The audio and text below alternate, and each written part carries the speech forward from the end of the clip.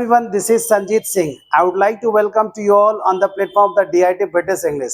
I hope that you all are just good there, and I would like to tell you that after long time, I have just come here with the help of video session, and today we are going to talk about those kind of words which are very important. But what happens that whenever we want to just speak as well as we want to just write, but we face problem just because of word issue.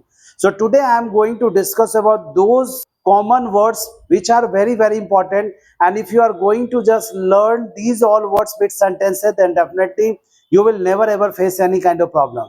So I am 100% sure that ये सारे के सारे words आपको पता है, जानते भी हैं, लेकिन जब लिखने की बारी आती है, बोलने की बारी आती है, our mind become stuck and we just become cipher, and at that point of time we are not able to just do like that.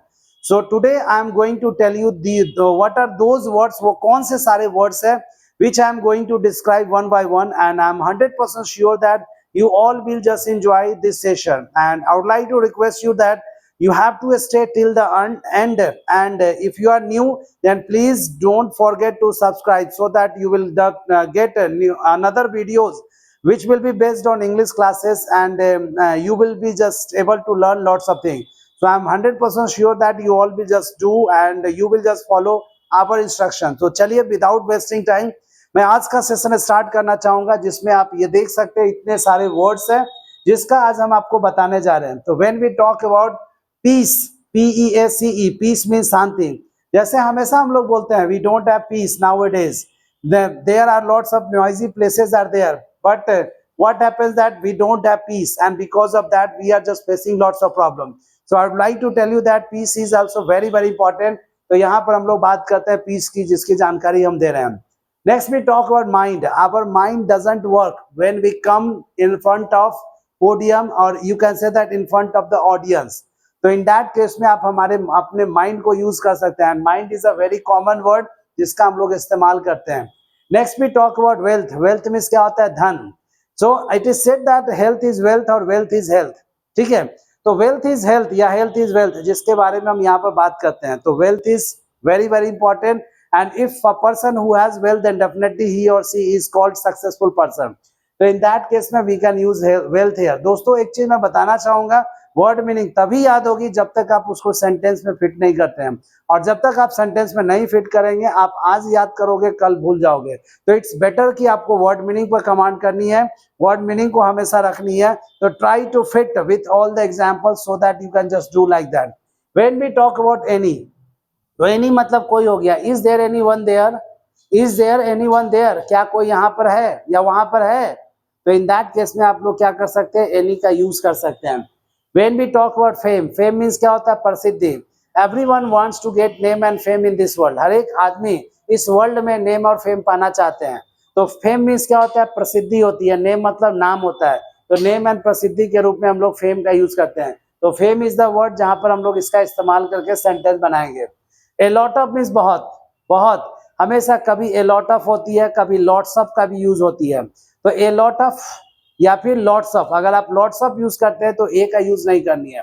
तो यहाँ पर लॉट्स ऑफ या a lot of both are same. जैसे I have a lot of problem, मेरे पास बहुत सारे problem है.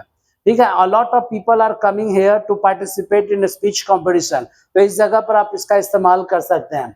Next we talk about useless. Don't talk about any useless matter, या don't talk just you can say that about that useless thing which is very you can say that vulgar for us. तो in that case we can use useless. इसका मतलब क्या होता है? बेकार होता है. if मतलब यदि और अगर होती है. if you work hard then you can get success, if you don't work hard you can't get success. तो in that case में हम लोग किसका यूज करते हैं? if का इस्तेमाल करते हैं. next we talk about only. only means हो गया मात्र. only means क्या हो गया? मात्र हो गई. तो only का यूज कब करेंगे? I have only one problem, and the problem is that I am not able to speak in front of anyone. तो in that case we can use only. तो इस जगह पर हम लोग only का इस्तेमाल करके सेंटेंस बना सकते हैं. When we talk about special, special means क्या होता है? खास. तो we should have to have a special moment, and if we have a special moment, then definitely we can just perform well. The special moment is that where we can just do lots of things. तो special moment is very important. तो special मतलब क्या होता है? खास होती है. When we talk about strength, strength means क्या हो गई? शक्ति. strength means शक्ति हो गई. जैसे if a person knows his strength और if a person is able to know his और her strength, then definitely he और she can do each and everything in their life. तो इन दैट केस में हम लोग किसका use करेंगे? Strength का यूज करेंगे। स्ट्रेंथ मीन्स क्या होगी? शक्ति। Next we talk about deep. Deep means क्या होता है? गहरा। If we have deep knowledge towards anything then we can do anything. तो इन दैट केस में हम लोग डीप का इस्तेमाल कर सकते हैं। सेटिस्फैक्शन। सेटिस्फैक्शन मीन्स क्या हो गई? संतुष्टि हो गई।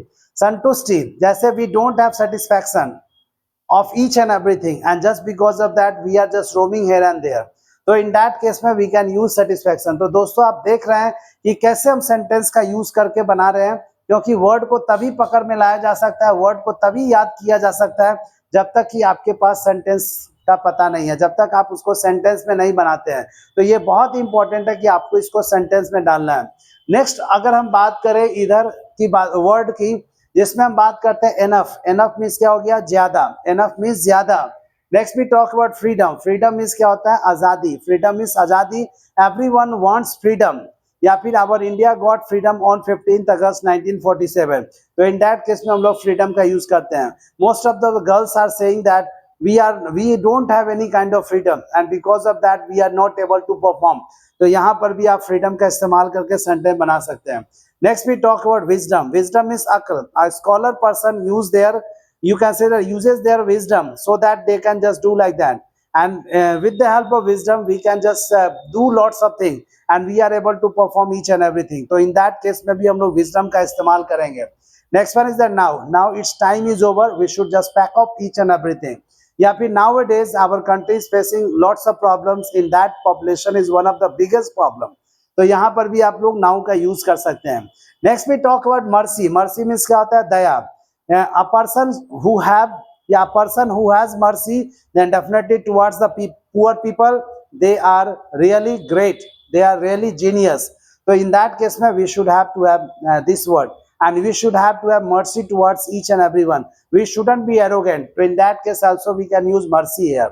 next we talk about nothing। I have nothing to show you। मेरे पास कुछ नहीं है दिखाने को। तो in that case में हम लोग nothing का इस्तेमाल कर सकते हैं। Next we talk about after. I came after you, मैं आपके बाद आया।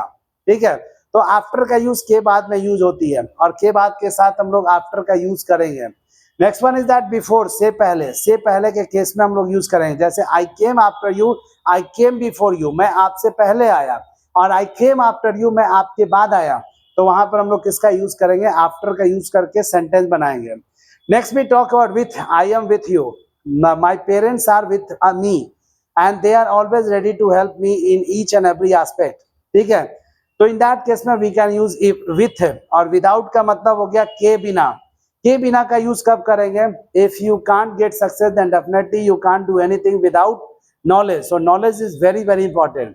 या फिर आप छोटा सा सेंटेंस में बना सकते हैं I can't do anything without this, या without his support। तो in that case also आप without का यूज कर सकते हैं।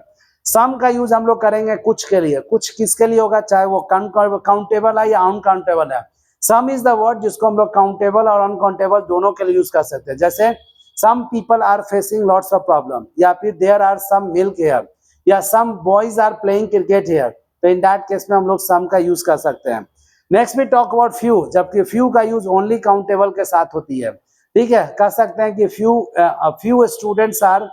few students are just working here, or few students are just getting satisfied here।